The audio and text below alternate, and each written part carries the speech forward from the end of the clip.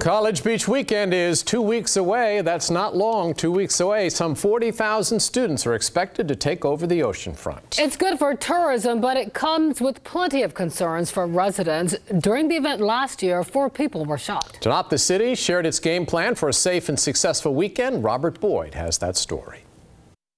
Well, tonight, residents brought up a number of issues that they say plague the boardwalk every College Beach weekend, from trash to traffic to violence. And then the city had their opportunity to respond. Simply, we're on it.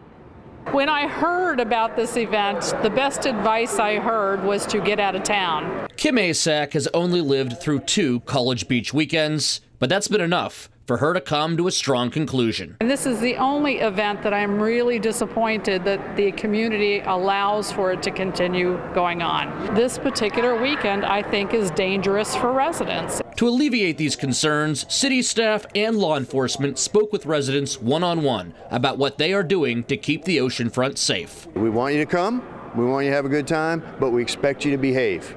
And if you obviously major types of crimes, we're gonna do what's done in any other city.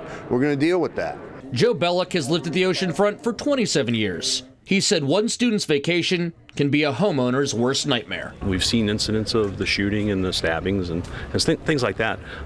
They're rare occurrences, but they do happen. Bellick does appreciate the city asking for the public's input. They've prepared a lot better this year than they've prepared in past years. You can't totally prepare for any of these kind of events. At least they're trying to do something this year. And then there are those who are trying to break the stereotype that oceanfront residents hate College Beach weekend. I want to send a message to our visitors that we want them here. We welcome everyone. Beatrice Amberman is a community organizer. She acknowledges the last weekend of April will present some challenges, but turning your back on the entire event is not the answer. That we want to work together with anybody that has a proactive approach, and that is a key. Yeah. If you have a concern, come and join the conversation. In Virginia Beach, Robert Boyd, 13 News Now. College Beach weekend is April 27th through the 29th. The city plans to hold another public forum next Wednesday, April 18th at the Virginia Beach Convention Center. It is from 6 to 8. Tonight, the jury nearly finished deliberating the case of a teen accused of shooting a Portsmouth police officer. We're told the jury has reached a verdict on all charges except one. 16-year-old Will Patterson Jr. is accused of shooting Officer Angelina Bacalini 5 times last November as she was trying to handcuff him. The officer was emotional as she testified today, saying she is still in a lot of pain and has not returned to work. Patterson pleaded not guilty to all charges, including attempted capital murder. Jury deliberations will continue in the morning, and 13 News Now will be there to bring you that verdict. A chaotic scene in Norfolk today. An SUV slammed into a woman, and witnesses say the driver intentionally hit this woman. It happened this afternoon on Shoup Avenue near Tidewater Drive. Witnesses say the victim was trying to break up a fight between a group of people. That's when the SUV ran into her, severely injuring her legs. Even more bizarre, a witness says a man and woman jumped out of the SUV, grabbed 2 babies from the back seat and tried to run. Police arrested the driver of the SUV, and they are investigating the case as a vehicular assault. Norfolk police tell us they have stepped up patrols in Young Terrace after a man was shot to death last night. Today, police identified the victim as 27-year-old Robert Lucas III. We gave you a live look at the scene during the breaking news here last night.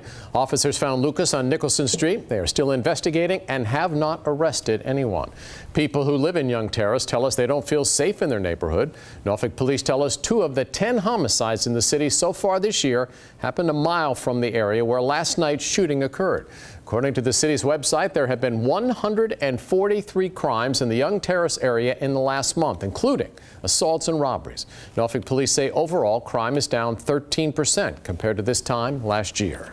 Finally today, a funeral for a boy who died more than a decade ago. Quincy Davis vanished 14 years ago. In 2015, state troopers in Hampton found his body in the trunk of his mother's car. Investigators think he died 10 years before that. Today, his family got to honor his memory and say a proper goodbye. You ever been somewhere, just a room full of people, and somebody walks in and everybody wants to know who that is? That's Quincy.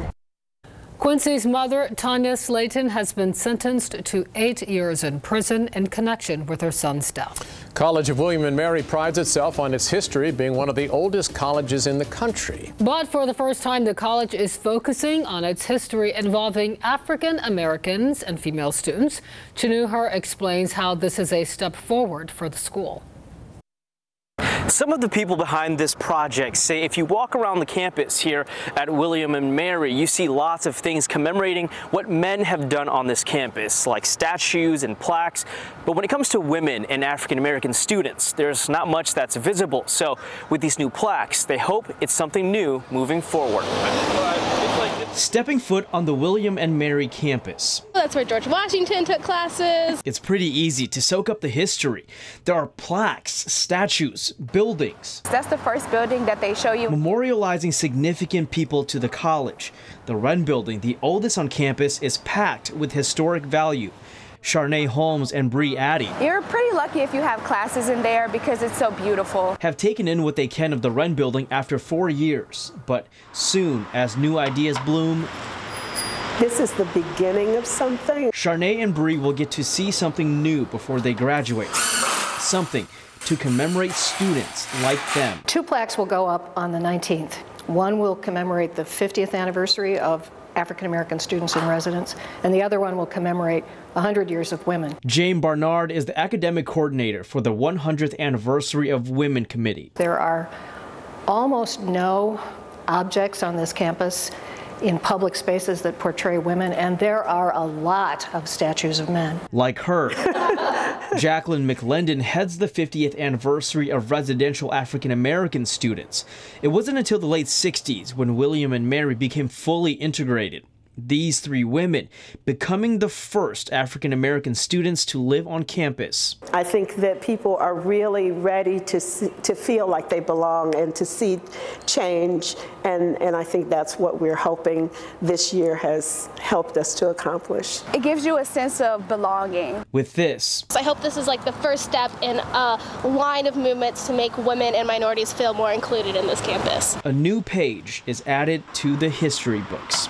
In Williamsburg, Chinuher, 13 News Now. Ceremony for the plaques is next Thursday on campus at noon. Attendees do have to register in advance. We have more information on other events happening this week on campus. They're listed on Chinuher's Facebook page. A middle school in Hampton had an international visitor today, the South African ambassador. He visited Eaton Middle School this morning.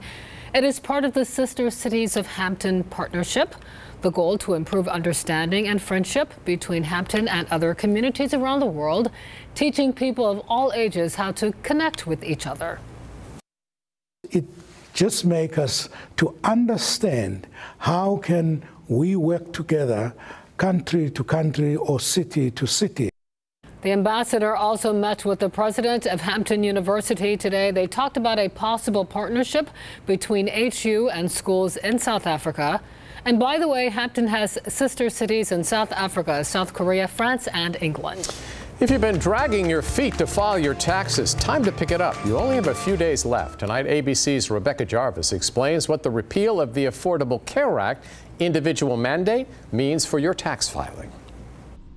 Congress has replaced the Affordable Care Act individual mandate, which required everyone to carry a minimum level of health coverage. So what does that mean as you file your 2017 tax return? They did repeal the individual mandate, but they didn't repeal it until 2019. So for people who are filing their taxes right now, and for people when they're filing their taxes next January, you're still going to have to declare your health coverage status. For the 2017 and 2018 tax years, you'll still be subject to a penalty if you don't have health insurance for yourself and family members and don't qualify for an exemption. The penalty is $695 per adult, and up to a household, that would be $2,085 is the penalty, or 2.5% of your gross income, depending on which is higher. So that penalty can be pretty steep. For those who itemize deductions, the new federal tax law allows U.S. taxpayers with medical expenses that exceed 7.5% of their income to claim those deductions on their returns for 2017 and 2018. After that, the expenses must exceed 10% of their adjusted income in order to be deductible. And for anyone who uses a flexible spending account to cover out-of-pocket medical expenses, the rules have not changed. Rebecca Jarvis, ABC News, New York.